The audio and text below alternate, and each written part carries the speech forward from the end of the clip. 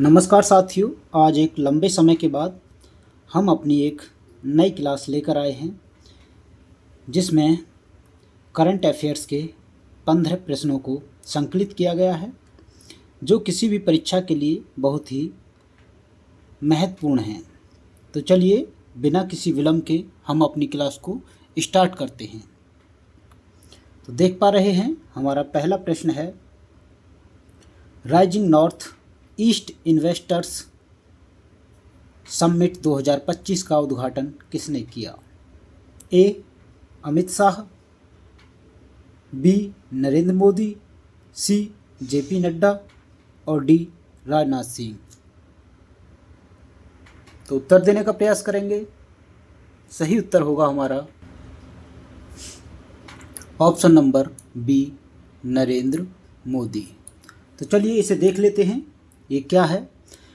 इसमें नरेंद्र मोदी ने, जो प्रधानमंत्री नरेंद्र मोदी जी ने नई दिल्ली में rising north east investment summit 2025 का उद्घाटन किया है। अगला प्रश्न देखते हैं। अगला प्रश्न है हमारा, किस राज्य ने कृषि खाद्य निर्यात को बढ़ावा देने के लिए पहली अंतर्राष्ट्रीय क्रेता विक्रेता बैठक आयोजित की?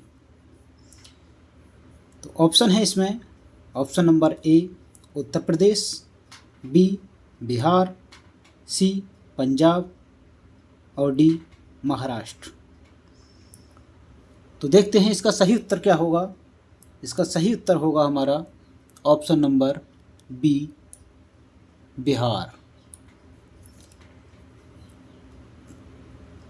देखिए इसमें क्या है, बिहार ने पहली बार कृषि खाद्य निर्यात को बढ़ावा देने हेतु अंतर्राष्ट्रीय क्रेता विक्रेता बैठक का आयोजन किया। तो इसमें बिहार पहला राज्य ऐसा है जिसने अंतर्राष्ट्रीय क्रेता विक्रेता बैठक आयोजित की। किसके परिप्रेक्ष्य में? खाद्य निर्यात के परिप्रेक्ष्य में।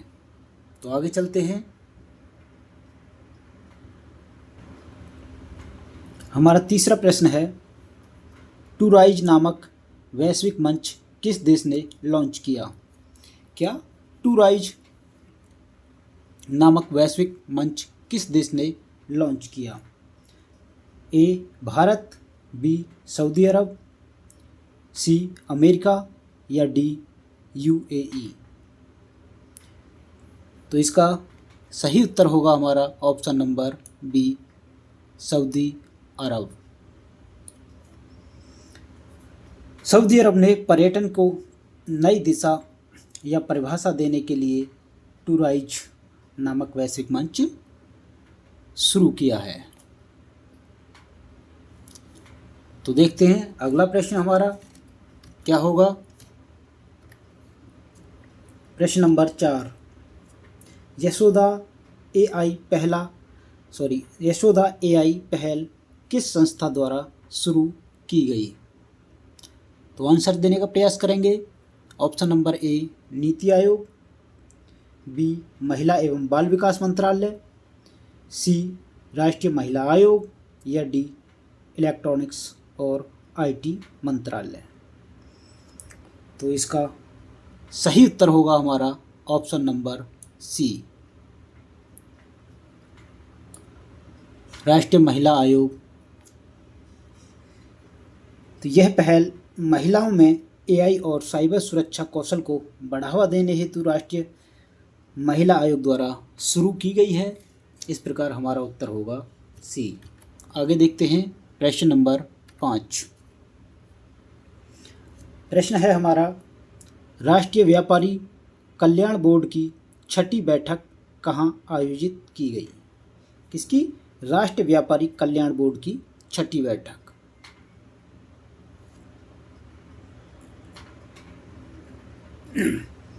तो देखते हैं, option A Mumbai, B Patna, सी दिल्ली या डी चेन्नई।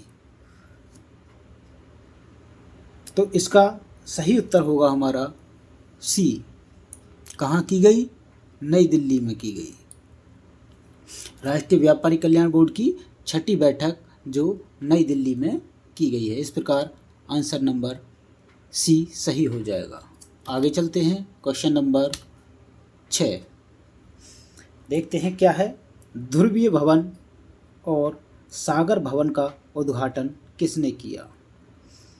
नरेंद्र मोदी जी ने, अमित शाह ने, जितेंद्र सिंह ने या नितिन गडकरी ने?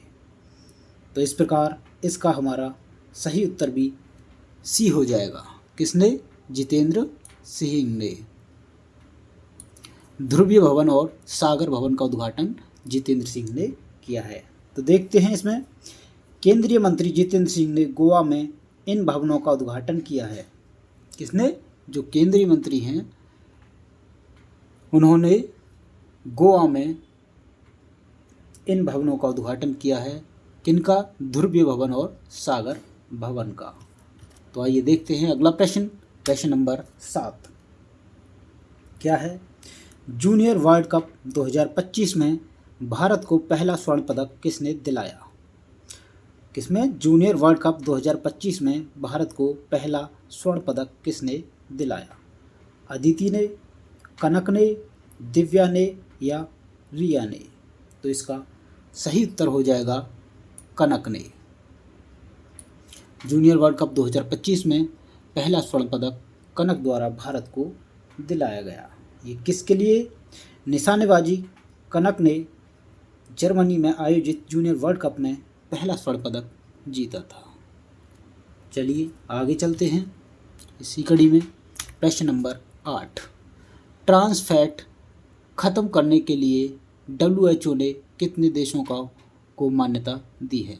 क्या? ट्रांस फैट खत्म करने के लिए WHO ने कितने देशों को मान्यता दी है?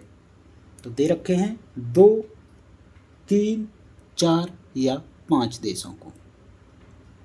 तो इसका सही उत्तर होगा केवल 4 देशों को।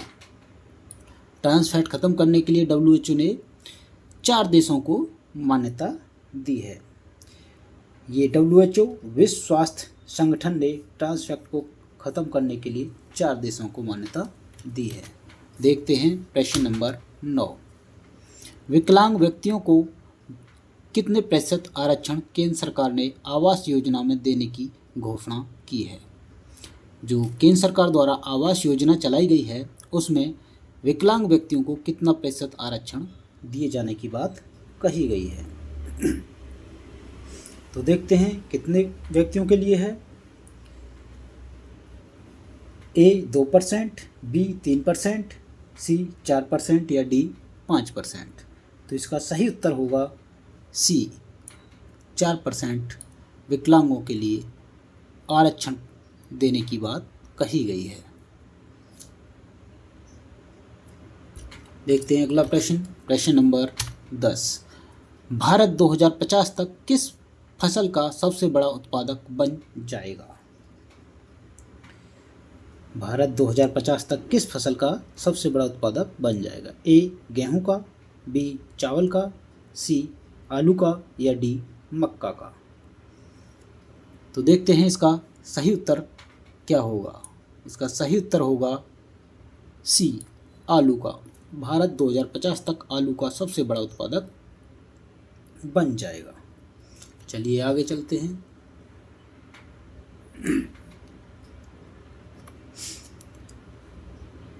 सेम प्रश्न आगे देखो, विश्व थायराइड दिवस हर साल कब मनाया जाता है? क्या? विश्व थायराइड दिवस हर साल कब मनाया जाता है?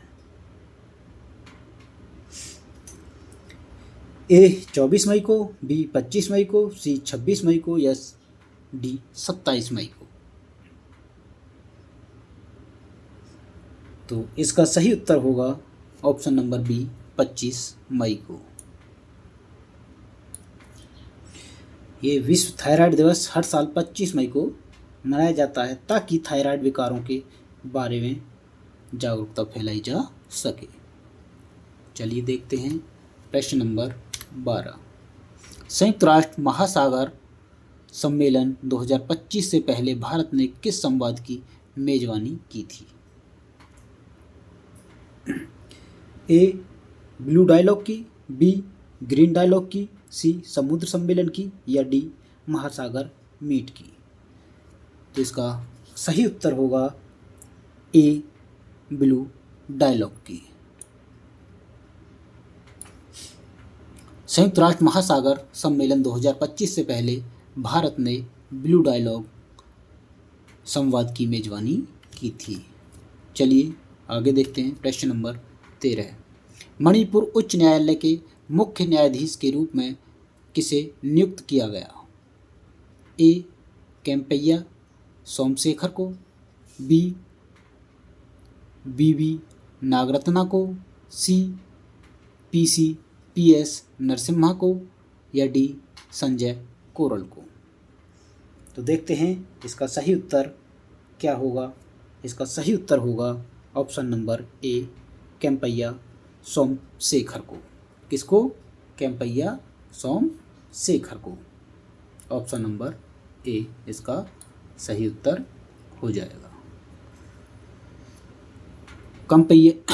केम्पैया सोमशेखर मणिपुर उच्च न्यायालय के मुख्य न्यायाधीश के रूप में नियुक्त किए गए। आगे देखते हैं। प्रश्न नंबर 14, चागोस द्वीप समूह को सौंपने के लिए ब्रिटेन ने किस देश के साथ समझौता किया? किसको? चागोस द्वीप समूह को सौंपने के लिए ब्रिटेन ने किस देश के साथ समझौता किया? ए श्रीलंका के, बी केन्या के, या सी मॉरिशस के, या डी मालदीव के। तो इसका सही उत्तर होगा ऑप्शन नंबर सी मॉरिशस के साथ। किसके साथ? मॉरिशस के साथ। चागोस द्वीप समूह को सौंपने के लिए ब्रिटेन ने मॉरिशस के साथ समझौता किया है। आगे देखते हैं। प्रश्न नंबर 14 और ये आखिरी प्रश्न होगा।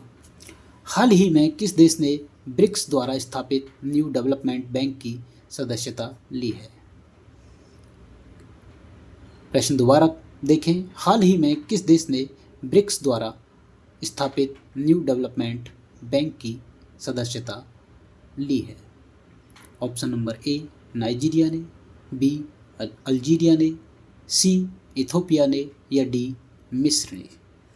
तो इसका सही उत्तर होगा ऑप्शन नंबर बी अल्जीरिया ने। किसने? अल्जीरिया ने।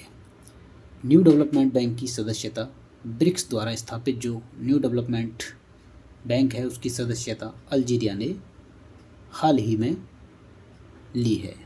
तो इस प्रकार हमारे आज के ये 15 प्रश्न कंप्लीट होते हैं, लेकिन इसी के साथ एक टास्क प्रश्न भी दिया जाता है जिसका उत्तर आप कमेंट बॉक्स में करें।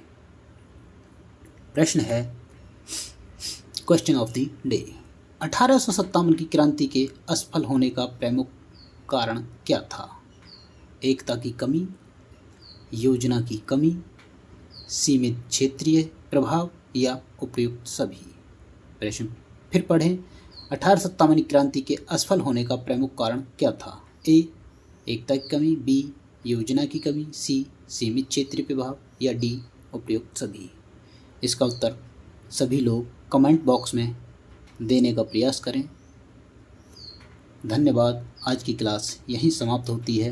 अगर क्लास अच्छी लगी हो तो लाइक, कमेंट, शेयर व सब्सक्राइब अवश्य करें। धन्यवाद।